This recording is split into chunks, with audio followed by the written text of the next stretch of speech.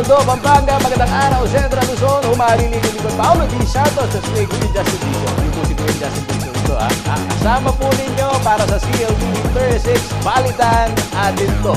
Simulan na ho natin ang mga maiinit na balitang-balita dito ho sa ating rehiyon. Threat assessment kaugnay ng local election, ipinag-utos ni Pangulong Marcos Jr.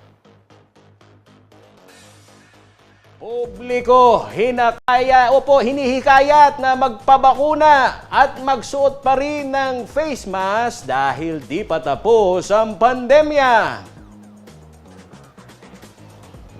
Nasa 7.5 milyong halaga ho ng illegal na droga na sakote sa Bataan. 4 na drug suspects arestado sa Bulacan.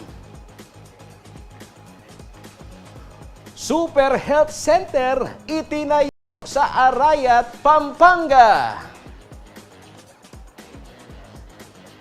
At pagpapaliban ng Public Utility Vehicle Modernization Program, panawagan ni Senador Bongo.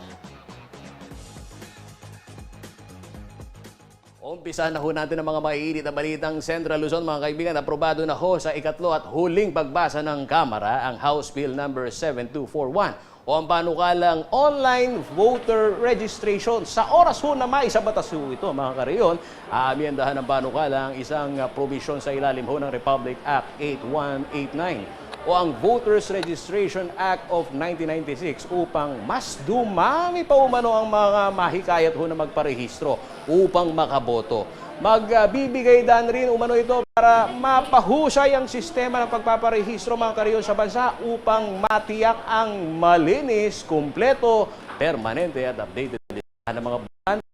Sa ilalim ho ng panukala, ang aplikante ay maaaring mag-fill out ng registration form online na maaaring isumiti naman mismo sa tanggapan naman ho ng Commission on Election o COMELEC sa kanilang lugar o official website ng tanggapan. Kabilang ho sa maaaring isumiti na proof of residence sa pagpaparehistro ay ang tax declaration o patunay ho na pagbabayad ng real property tax.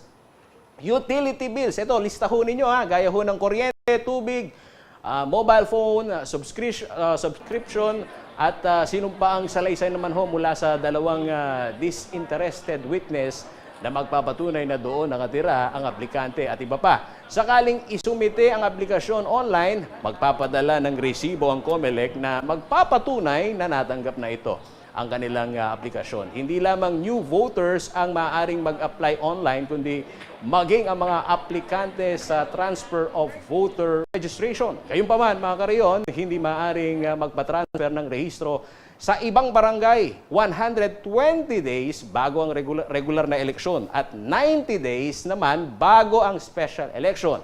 Samantala, nagkaloob din ho, mga kaibigan, ng panukalang quarterly na paglilinis sa listahan ng registered voters kung saan tatanggalin ang mga disease o pumanaw na matapos ho sertipikahan ng Philippine Statistics Authority o PSA.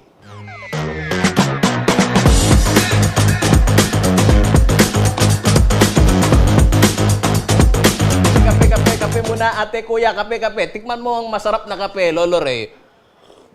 Ay, may sipa ang kape ni Paolo G. Sa lahat ng mga, meron ho ba kayong mga produkto dyan? Ay, pwedeng endorso? Ay naman, opo, bukas ho ang CLTV 36 para ho sa promosyon ng inyong mga local products. Baka naman, PM lang ho kayo. PM is the key, di ba, Lolo Ray? Sa iba po mga maiinit na balitang Central Luzon, hinihikayat po ni Senator Bongo ang publiko na ipagpatuloy pa rin ang pagsunod sa health and safety protocols upang maiwasan ho ang pagkalat ng COVID-19. Ayon po kay Senador Go, ang chairperson ho ng Committee on Health sa Senado, hindi dapat magpakampante, lalo na't wala pa rin hong anunsyo ang World Health Organization o itong WHO na tapos na nga ang pandemya. Narito po ang ulat ni Liana Canilao. Oktubre ng nakaraang taon nang inanunsyo ng Malacanang na voluntaryo na lamang ang pagsusuot ng face mask sa indoor at outdoor spaces. Ito'y bilang pagluluwag ng COVID-19 restrictions at pagdami ng bilang ng mga nababakunahan. As of March 8, 2023, umabot na sa mahigit 70 million ang bilang ng mga nakatanggap ng first vaccine dose. Nasa 3.9 million naman ang nakakuha na ng complete dose. Ngunit sa bilang na ito, 21 million pa lamang ang nakatatanggap ng booster shot. Sa tala ng DOH nitong March 9, mahigit 7,000 ang aktibong kaso ng COVID-19 sa bansa. 913 sa mga ito ang mula sa Central Luzon. Kaugnay nito, hinihikayat ni Senator Bongo, chairperson ng Committee on Health sa Senado, ang publiko na huwag magpakumpiyansa, magpabakuna at magsuot pa rin ng face mask kahit hindi na ito mandatory. Antayin na lang po natin ang formal pag-anunsyo ng World Health Organization. At as Committee Chair on Health po sa Senado, habang naririnig pa natin na may nagkakasakit ng COVID, ay huwag tayo maging kumpiyansa. Kahit hindi po mandatory ang pagsusuot ng face mask, ay magsuot pa rin tayo dahil hindi natin alam kung sino po yung may dalang sakit pag-uwi nila ng pamamahay na maaaring mahawa ng COVID-19. At iniinganyo ko po ang bawat Pilipino na magpabakuna. At kung qualified na ho kayo sa booster, magpa-booster na po tayo. Dahil napakababa po ng vaccination rate natin sa booster shots. Mandyan naman po ang bakuna. Kesa naman po masayang, magpapakuna na po tayo at mas protektado tayo pag tayo po ay bakunado. Bakuna po ang tanging susi o solusyon para unti-unti na tayo makabalik sa ating normal na pamumuhay. Ako si Liana Canilao, taga rito, kasama niyo para sa CLTV 36 News, atin to. Shoutout muna sa mga taga 2nd District ng Pampanga. Opo, ay malapit po sa inyo po. Balita na sa mga reyo. Opo, kabalin, natapos na ng Department of Public Works and Highways o DPWH Region 3 ang konstruksyon ho ng dalawang flood control structure sa kabahayan na Lolo Ray ng Porac River. Oo, sa lalawigan ho ng Pampanga. Napondohan ang mga nasabing proyekto sa ilalim ho ng General Appropriations Act of 2022 na nagkakahalaga lang naman ng 48.84 million pesos at 19.77 million pesos. Ang naturang slope protection ay itinayo sa section ho ng Barangay Halong at Pio sa bayan ho ng Porac upang maprotektahan ang mga ito laban ho sa matinding pag-ulan at pagbaha. Ang slope protection ng Halong section ay isang 482 lineal meter concrete river wall na may steel sheet pile foundation. Magsisilbi raw itong pundasyon para maiwasan ho itong pagguho ng earth dike, kung tawagin, na lubhang delikado sa mga residente o naninirahan malapit ho sa lugar. Habang ito namang 188 lineal meter concrete revetment dito ho sa area ng Pio ay itinayo malapit ho sa river wall ng Barangay Halong upang madagdagan ang mga kasalukuyang flood control structures na malapit po sa ilog. Ayon po sa DPWH, makatutulong ang mga nabanggit ho na proyekto hindi lamang sa mga residente kundi maging sa mga lokal na magsasaka para maprotektahan ho ang kanilang mga tanim at ani sa panahon ng bagyo at malakas na ulan.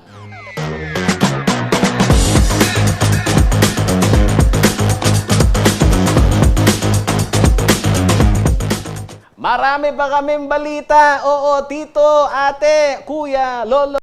Tutok lamang magbabalik ang CLTV Balitan.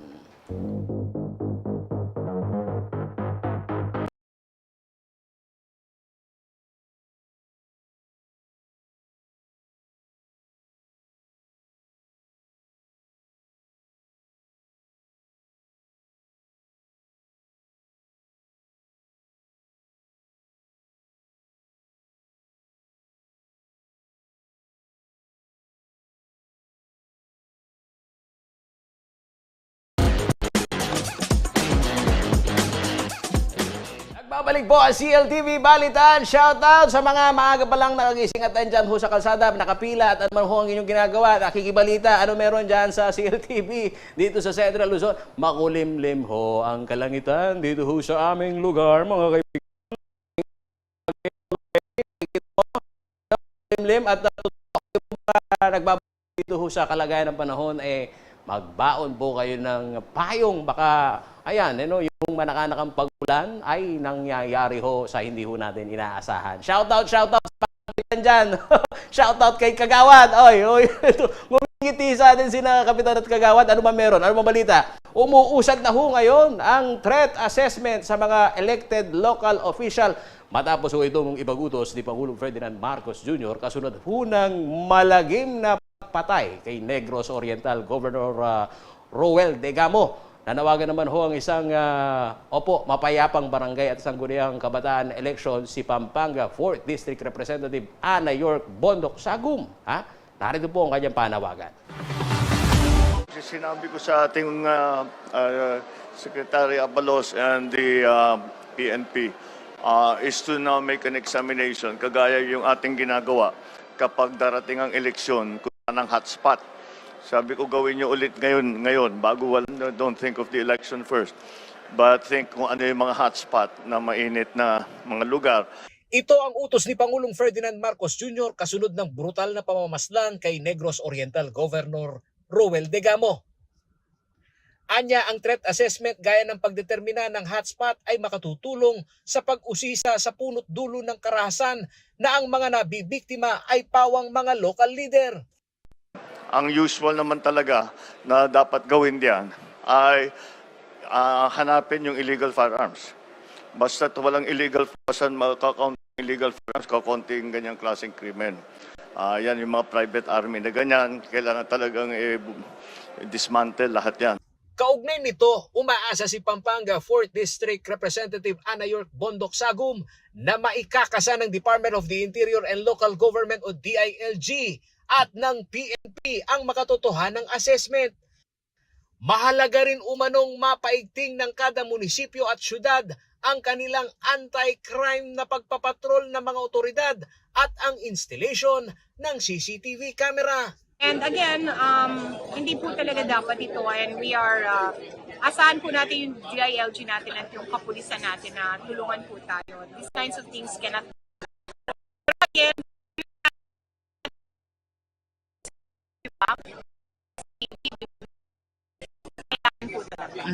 well, I went po dito sa PNP. Very okay naman daw ang Pampanga. So, anong gusto natin mangyari? Siyempre po, we want a peaceful election. Samantala, ongoing pa raw ang ginagawang risk assessment ng PNP sa Pampanga ayon kay Police Colonel Levy Hope Basilio, ang direktor ng Provincial Police Office. Ito, mismong kakausapin yung mga ating mga elected officials. Hindi naman sila, kahit private individuals natin na may mga stress. So, ito nagpo-focus sa natin.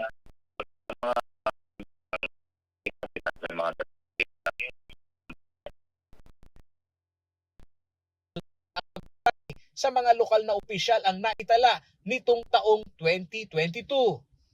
January 2022, napamatay sa pamamaril ng riding in tandem ang punong barangay ng Santo Niño, Guagua na si Raniel Asban. April 30 nung nakaraang taon nang tinambangan naman si Alasas Barangay Captain Alvin Mendoza ng Siyudad San Fernando sa Barangay Magliman, Bacolor, Pampanga.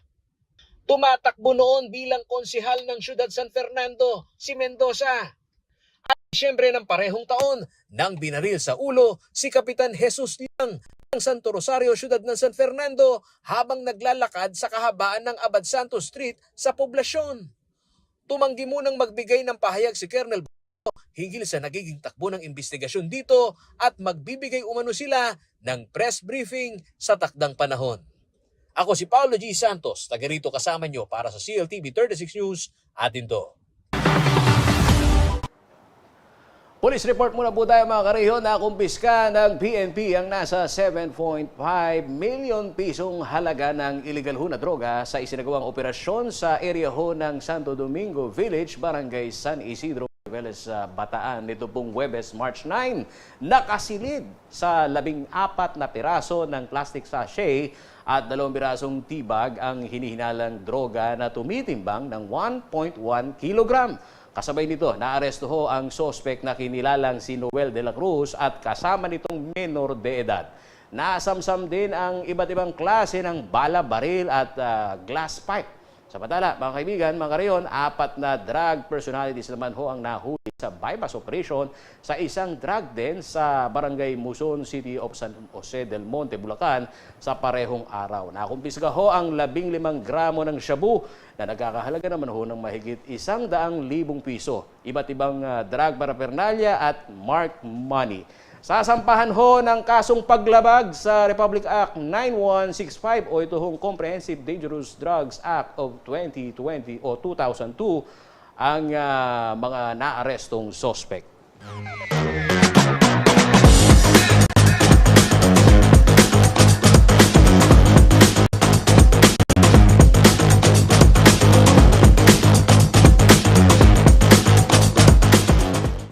Anyari, Arvin, dyan sa mga kwento ng strike at dito naman sa usapin ng OPO, mga kaibigan, Public Utility Vehicle Modernization Program, patuloy ho itong inaalmahan nito pong iba't ibang jeepney drivers at operators dahil sa magiging epekto ho nito sa kanilang pamilya at kabuhayan.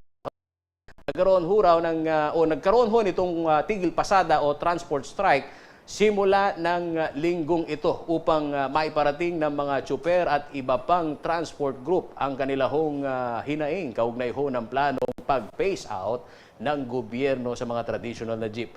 Bunsod nito, nanawagan naman ho si Senator Bongo na ipagpilitan muna ang PUV Modernization Program o di kaya naman ay bigyan ng sapat na panahon ang mga jeepney driver sa pamamagitan naman ho ng pag-extend ng deadline nito na nakatakda sa June 30. Ito'y habang hinihintay daw na maresolba ang issue ng phase-out. Anya, mawawala raw ang trademark ng Pilipinas, lalo na't kilala ang mga jeep bilang hari ng kalsada. Bukod pa rito, mga kariyon, ito hong mahalaga rin ang mga jeepney sa pang-araw-araw na biyahe ng mga Pinoy dahil bahagi na raw ito ng ating kultura. Sa kabila nito, inamin naman ng senador na kailangan umano ang modernisasyon para ho sa kaligtasan ng mga pasahero. Subalit karamihan sa mga tsuper ay walang kakayahang pinansyal para magkaroon ng modernong sasakyan. Ang stand ko nito ay dapat talagang munang i-extend yung deadline. Para sa akin, pag walang PUVs o mga jeepneys sa kalye sa Maynila, sa Cubao, sa Rodriguez, sa Quezon Avenue, parang wala tayo sa Pilipinas. Parte na ng ating kultura na may tumatakbong mga jeepneys. But, importante po sa atin ang safety ng ating mga commuters, mga pasahero. Safety ng bawat Pilipino. Kaya siguraduhin lamang po na road worthy po ito mga jeepney na pwede pa nating i-extend at patakbuhin.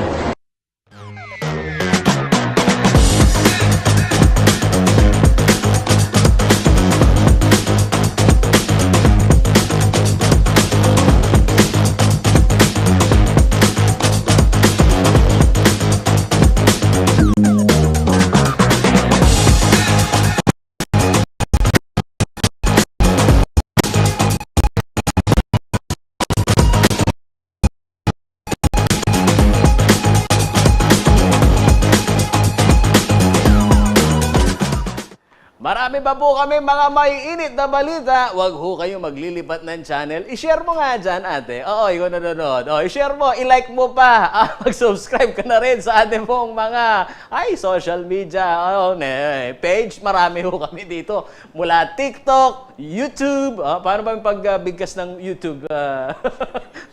YouTube. Ayan ho. Yung mga TikTokers dyan, shout out. Baka naman paki-like at subscribe ho dito ho sa CLTV 36, mga kaibigan. Para oras-oras, alam mo. Marami pa kaming balita. Magbabalik ko ang CLTV Balitaan.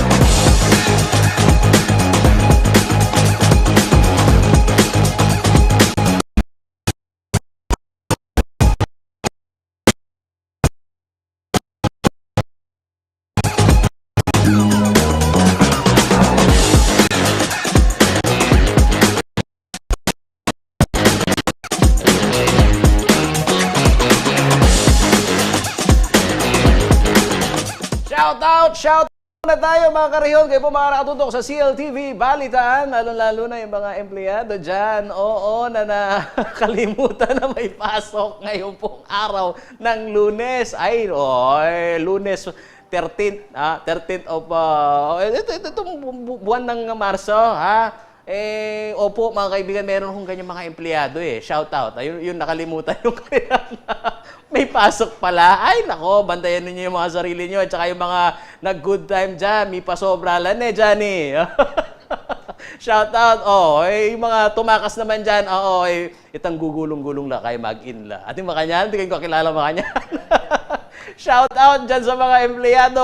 Mga nakatutok ko sa CLTV Balitaan. Opo, mga kaibigan, tuloy-tuloy ho itong ating ginagawang balitaan. Binisita ho ng Taiwanese investors ang Clark Freeport Zone. Ito pong Miyerkules, March 8.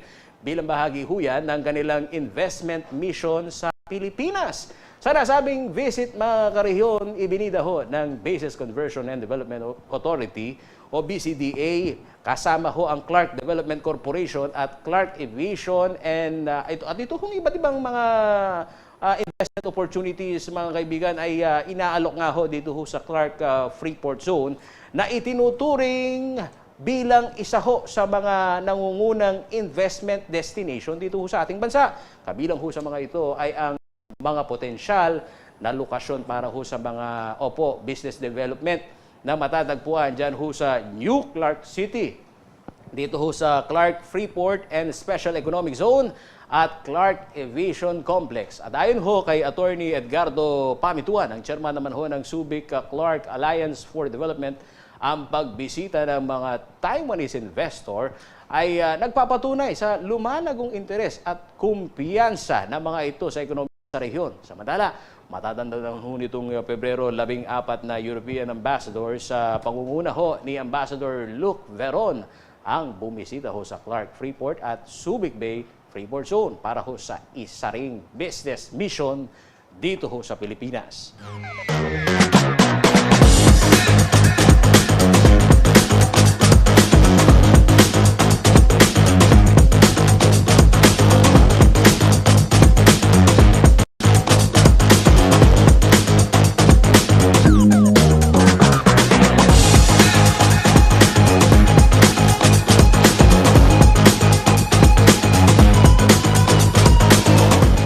Shout out sa mga kabalan natin sa 4th District. Ito, makinig kayo, lalo-lalo na yung mga taga Macabebe, Pampanga. Isang state-of-the-art command center ang itinayo ho ng Pampanga Digital Evolution Company Incorporated o PADECO.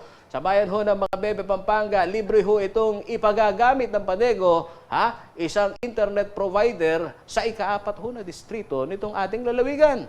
Sa mga ahensya ho, mga kaibigan, ng gobyerno. May kinalaman ho ito dito sa disaster response at pagbabantay ng seguridad. Narito po ang balita. Operational na ang Region 3 District 4 Rescue Unit Command Center dito sa Barangay Santo Rosario, Macabebe, Pampanga. Formal na pinasinayaan ang pasilidad na ipinatayo ng Pampanga Digital Evolution Company Incorporated o PADECO nitong Huwebes, March 9. Ang PADECO ay kilalang Information Technology o IT and Internet Fiber Optics provider na nagbibigay ng serbisyo sa ika-4 na distrito ng Pampanga. Ayon kay Jaime Malyari, ang chairperson ng PADECO, layo ng naturang command center ang paigtingin ang quick response and rescue operation sa komunidad. Libre itong gagamit sa iba't ibang ahensya ng pamahalaan na may kinalaman sa disaster response at pagpapanatili ng seguridad. It's a donation, no? It's not kind of an investment. Kasi hindi naman ang PADECO may-ari ng lahat ng to, right? So we are able to ask for donations for our sister companies, people that we know of, to put things together. I think give and take, I would say about 10 M just to put this place together, right? But again, that is the one way of giving back to the community. Kasi nung una, vision lang namin to. Pwede ba natin gawin to? And now, since we have the support of the barangays and the municipality of Macabebe, so okay, you know what? Why don't we do this? State-of-the-art ang Region 3 District 4 Rescue Unit Command Center na ginastosan ng halos 10 milyong piso.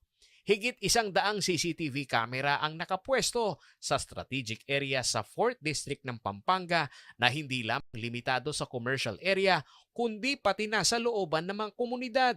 Konektado ito sa kanilang monitor at may kakayahan pang mag-zoom at mayroon pang night vision para mas malinaw at maigting ang pagbabantay. Ang makukuhang impormasyon naman ay kaagad na ipaaabot sa kinaukulang tanggapan ng pamahalaan na parang Rescue 911. That's what we're working on now.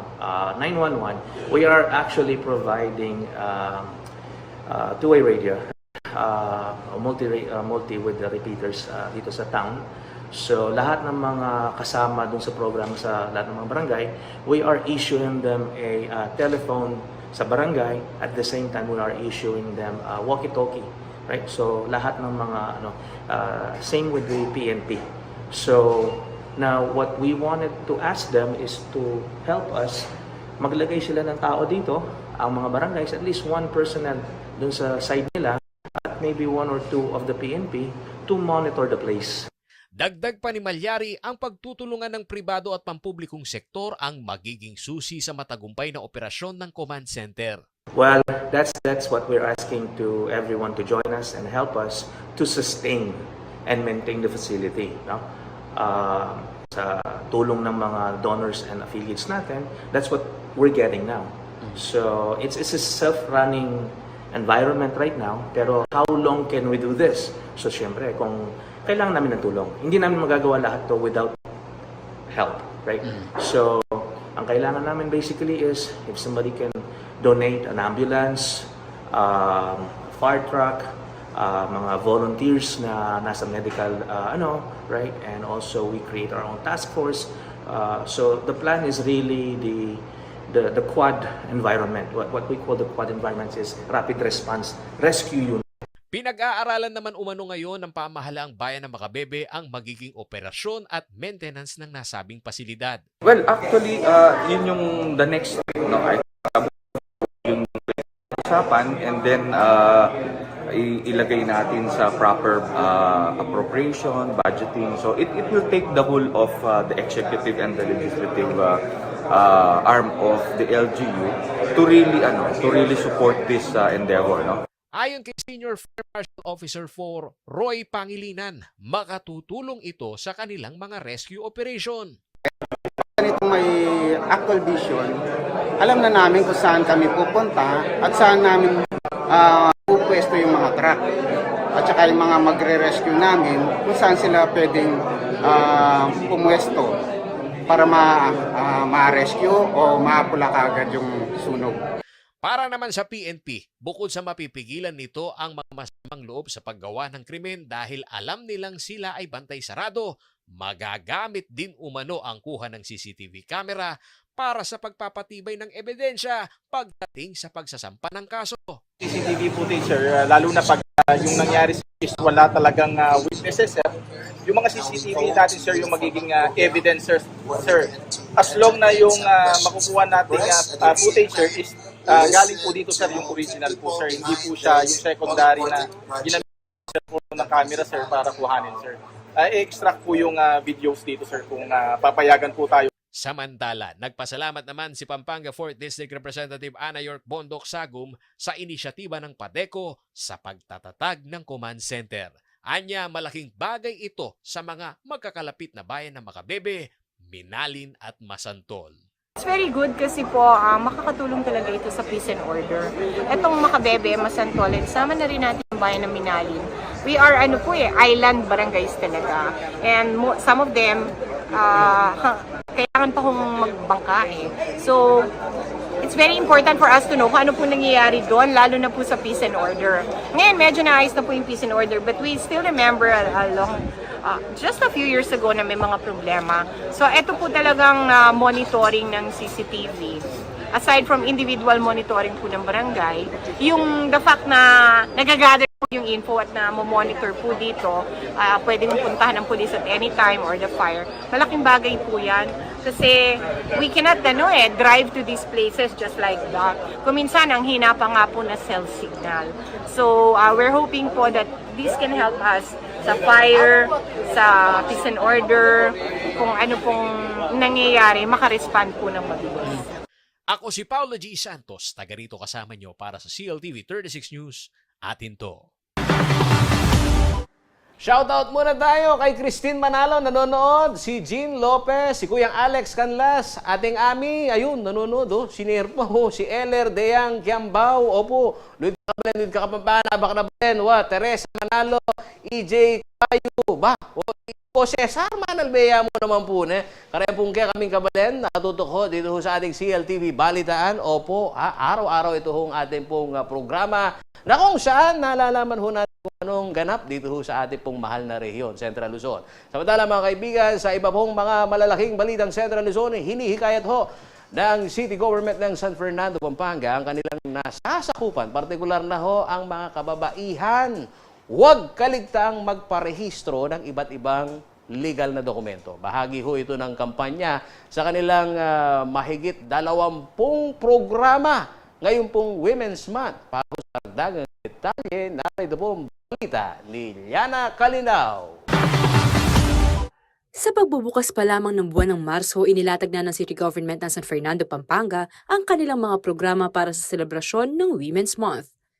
At sa pagpapatuloy nito, isang serye ng forum ukol sa civil registration ang ikinakasa sa iba't ibang barangay.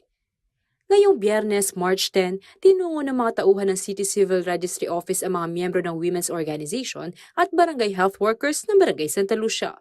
Importante ng forum sa mga kababaihan Kasi una, sabi ko, sila actually ang mga nanganganak. Pangalawa, sila rin nagtatrabaho sa mga bilang BHW. Gusto lang namin magpatulong sa kanila para yung mga hindi pa nakarehistro o yung mga kapapanganak lang dapat kaagad marehistro. Yung awareness nga ang inaano namin sa kanila para matulungan kami, magtulong-tulong kami para sa total registration sa buong city. Hinihikayat ng City Government ang mga Fernandina at Fernandino na magparehistro ng birth certificate, marriage certificate, death certificate, at certificate of no marriage o SENOMAR. Okay, ang civil registration o yung pagtatalang civil ay napaka-importante. Ito ay isang continuous recording of civil status of every person, simula sa pagkasilang hanggang sa kamatayan. Actually, sa office, ang nire-record namin ay mga kapanganakan, kasal, at kamatayan. Ayon kay Rimando Umali, ang pinuno ng Civil Registry Office ng syudad, nagagamit ang mga inire-rehistrong datos para sa mga programa at plano ng gobyerno. Nagagamit yan sa planning, sa yung mga statistics, kung ilan ang sinisilang, kung ilan ang babae, kung ilan ang lalaki, kung ilan ang namamatay. Ako nga, gumagawa ko ng analysis monthly. Halimbawa sa certificate of death, kung ilan ang namamatay, kung ilan ang babae, kung ilan ang lalaki, kung ilan ang mga Fernandino, kung ilan sa mga Fernandinong iyan, kung ilan ang babae, kung ilan ang mga lalaki, para magamit ng Chief Executive yung mga data. Para kay Lorena Digia, ang presidente ng Barangay Health Workers ng Santa Lucia, mahalaga ang pagpaparehistro ng mga dokumento, partikular na ng birth certificate, upang ma-record ang pagkakakilanlan ng isang individual. Ang alam ko po kasi, pag hindi po tayo nakaregistered, hindi daw po tayo tao. Kaya pinaka-importante yung kumuha ka ng birth certificate at kailangan lahat ng mga documents kailangan meron ka para pag kinakailangan natin gagamitin na natin yon, at least may ipapakita tayo. Yun po. Malaki naman ang pasasalamat ng mga kababaihan sa mga aktibidad na ginagawa ng pamahalaang panlungsod ngayong Women's Month. Marami kaming nalalaman. Maraming silang programang ginagawa. Tapos paano yung karapatan ng isang babaihan. Ako si Liana Canilaw, taga rito, kasama niyo para sa CLTV 36 News. Atin to. Marami pa po kami mga balita. Opo, tumutok lang at huwag po kayong maglilipat ng channel at huwag kayong mag-i-scroll dyan dahil opo ang mga balitang Central Luzon na mainit ho ngayon na pinag-uusapan sa ating rehiyon. Magbabalik at amin pong ibibigay.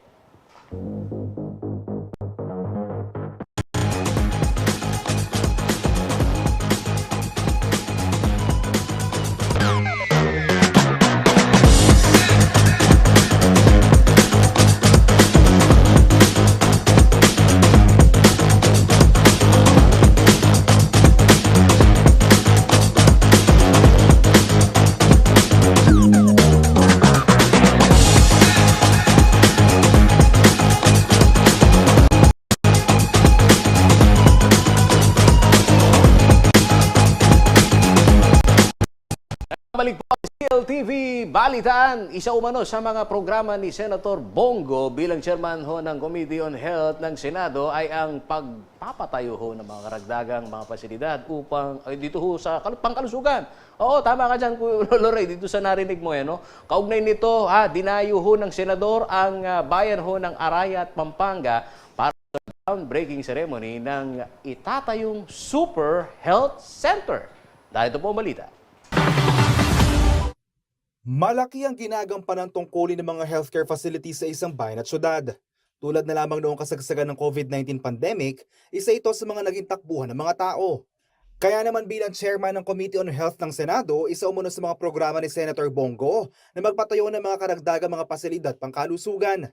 Sa pakikipagtulungan sa Department of Health, nasimulan na ang pagtatayo ng mga super health centers sa iba't ibang parte ng Pilipinas. At ngayong 9 ng Marso ay dinayo ng Senador ang bayan ng Arayat para sa groundbreaking ceremony na itatayong Super Health Center. Natutuwa po ako dahil ito pong Super Health Center is a medium type of polyclinic kung saan po pwedeng mga anak, dental, laboratory, x-ray at makakatulong po ito sa bayan natin na ilapit po yung serbisyo medikal sa kanila. Ilalagay po ito sa mga strategic areas sa buong Pilipinas. Magkakaroon po ng 307 na Super Health Center sa year 2022 at 322 na Super Health Center sa year 2023.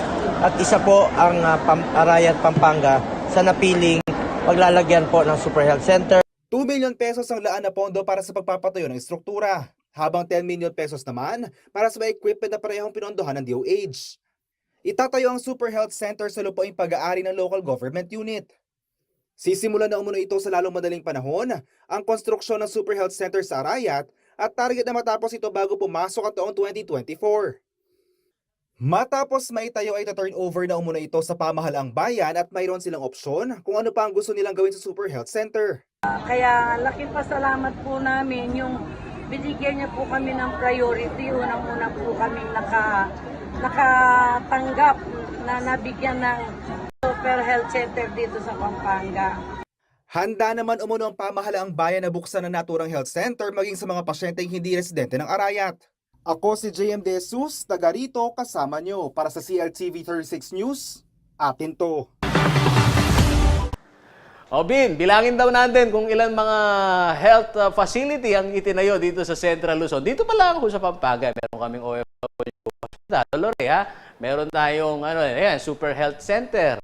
Andito rin ho ang Regional Hospital ng DOH. At ayan, mga kaibigan, isa pang balita. Alam nyo ba, pirmado na ng Pangulo. Opo, Pangulong Bongbong Marcos. Ito naman hong itatayo na extension nitong Heart Center dyan ho sa Clark. Abangan ho ninyo yung balitang yan, mga kaibigan. Kayo po mga nakikinig. Ano sabi? Nito nag-text sa atin. Marami bagang sakit ang mga Kapampangan? Hindi, mga kaibigan. Swerte lang ang mga Kapampangan dahil nandito na ho itong mga health facility na tunay. Tingnan ho natin kung paano ho magiging operational itong mga to. Doon sa mga nagtatanong, bakit ang init ng panahon? Paulo G. Parin Johnny. Bakit mainit ang panahon? Alamin po natin kay Kuyang Manny Esguera.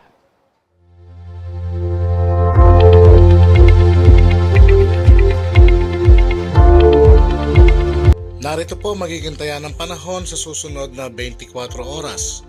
Sa ngayon po ay northeast monsoon pa po nakakaapekto sa buong Luzon at samantala po isang low pressure area po ang namataan ng Pag-asa at ito po ay tinatayang nasa layong 630 kilometers dyan po sa may silangan, timog silangan ng Hinatuan, Surigao del Sur. Sa ngayon po ay maliit naman po ang tsansa nito mabuo bilang isang ganap na bagyo pero ito po ay binabantayan pa rin ng Pag-asa at naapektuhan na po ang mga lugar ng Caraga at Davao Region. Sa mga lugar pong nabanggit ay magiging maulang papawirin na may mga kalat-kalat na mga pag-ulan, pagkulog at pagkidlat. Ito po ay dulot na ng LPA. So posible po dyan ang mga flash floods at landslide. Gayon din po ang Visayas at ang natitirang bahagi ng Mindanao ay magiging bahagya sa kumisan ay magiging maulap din po ang papawirin. Meron lamang pong inaasahan ng mga pulupulong mga pag-ulan, pagkulog at pagkidlat. Ito po ay dulot din ng LPA at ng localized thunderstorm. Samantala po ang Cagayan Valley, Aurora, Apayao at ang Eastern Quezon ay maulap din po ang papawirin. na may mga pagulang nagaganap, ito po ay dulot naman ng amihan. Samantala po, ang Metro Manila at nalalabing bahagi ng Luzon, kasama na po dito ang Pampanga, ay magiging bahagi yan. Sa kuminsan ay magiging maulap din po ang papawirin. Meron lamang pong inaasahan ng mga mahihinang mga pagulan. Dulot din po ito ng amihan. So sa mga lugar pong nabanggit, pinag-iingat po natin mga kababayan dyan dahil posible po ang mga flash floods at landslide. Kaya iba yung pag-iingat po ang ating gawin. Salamat po.